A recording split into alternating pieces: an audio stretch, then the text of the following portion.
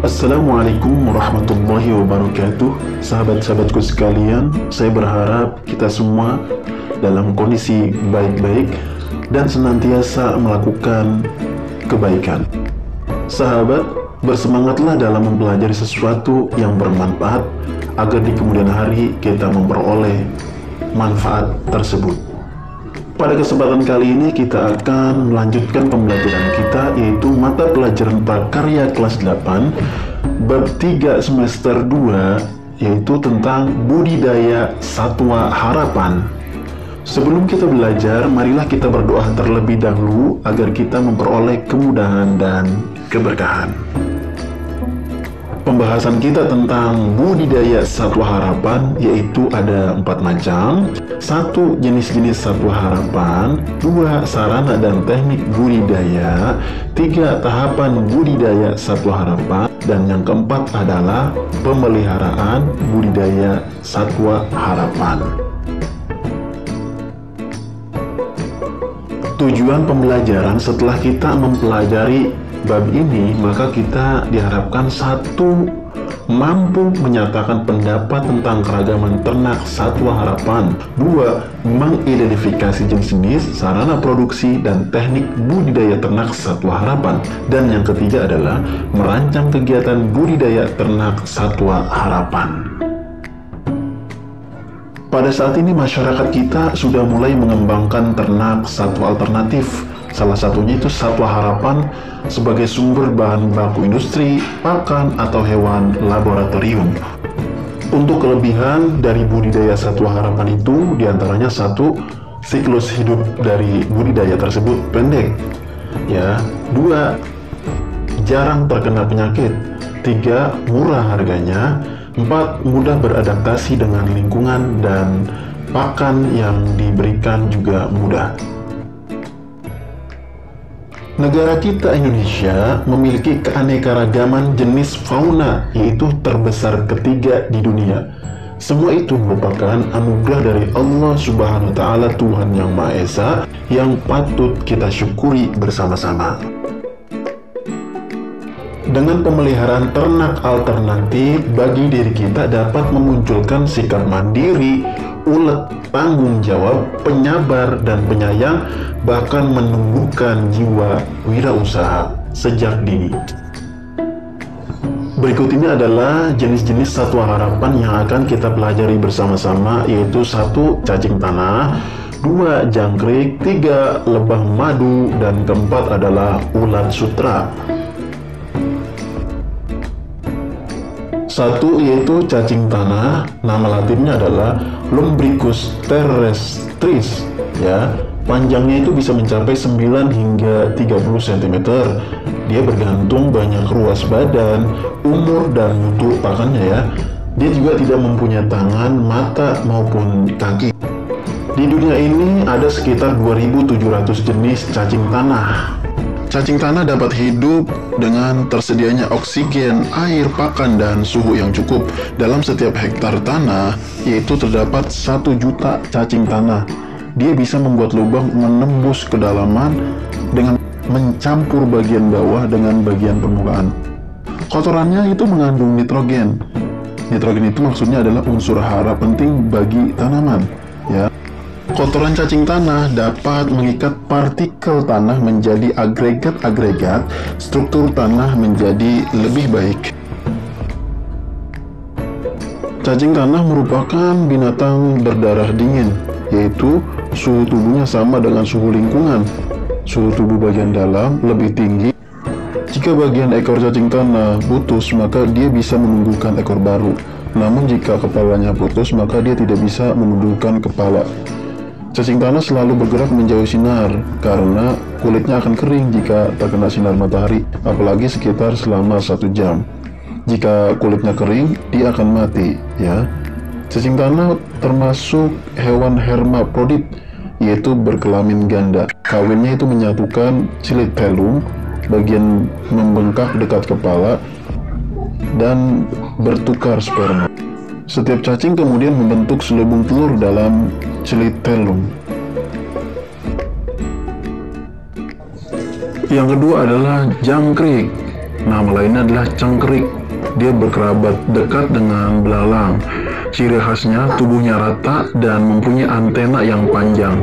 Cangkrik atau jangkrik jantan itu memiliki suara yang khas. Karena apa? Yaitu untuk menarik betina dan menolak jantan. Kegiatannya itu dilakukan pada malam hari, seperti makan, mengerik, atau perkawinan. Makanya lingkungan budidaya jangkrik itu dibuat gelap supaya dia aktif.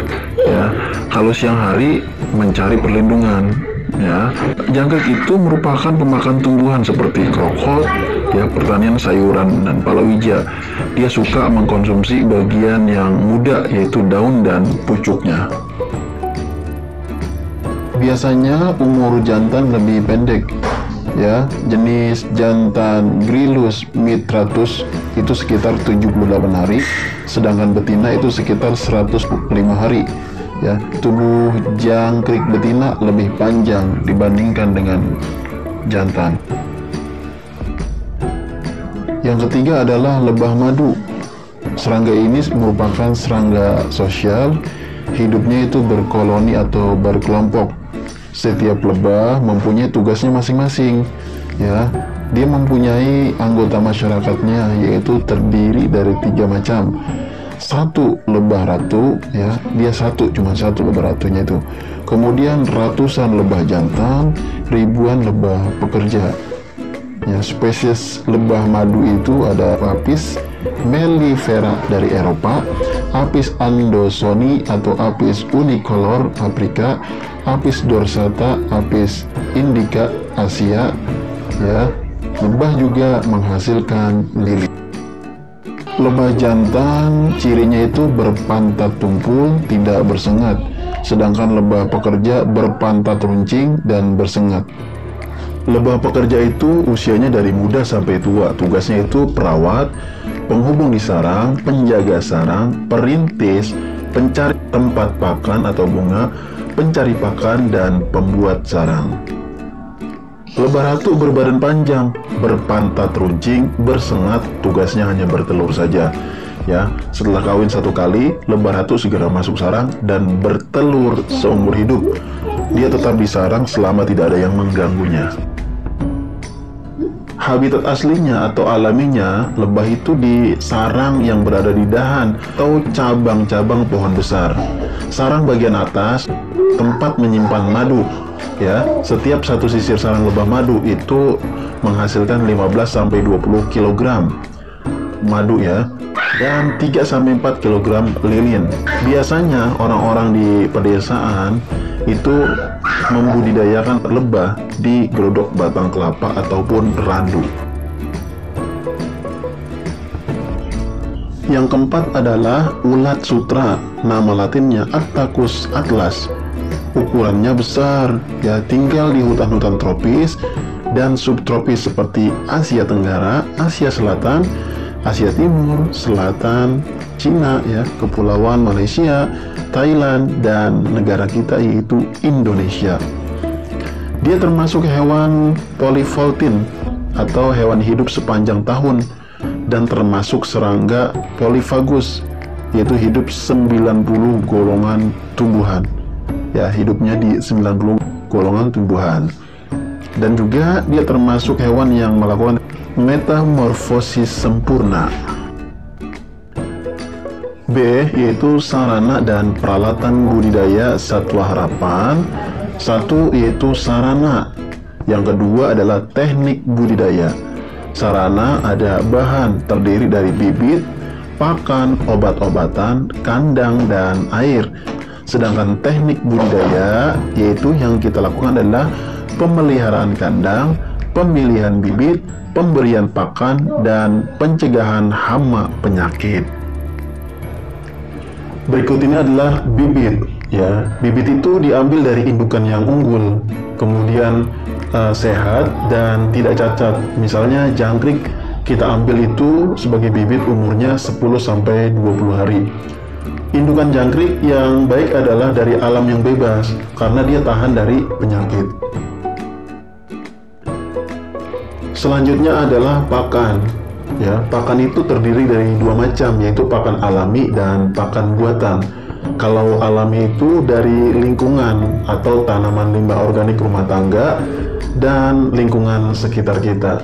Sedangkan pakan buatan itu dari campuran bahan baku hewani dan nabati ya, dengan memperhatikan gizinya tentunya seperti itu.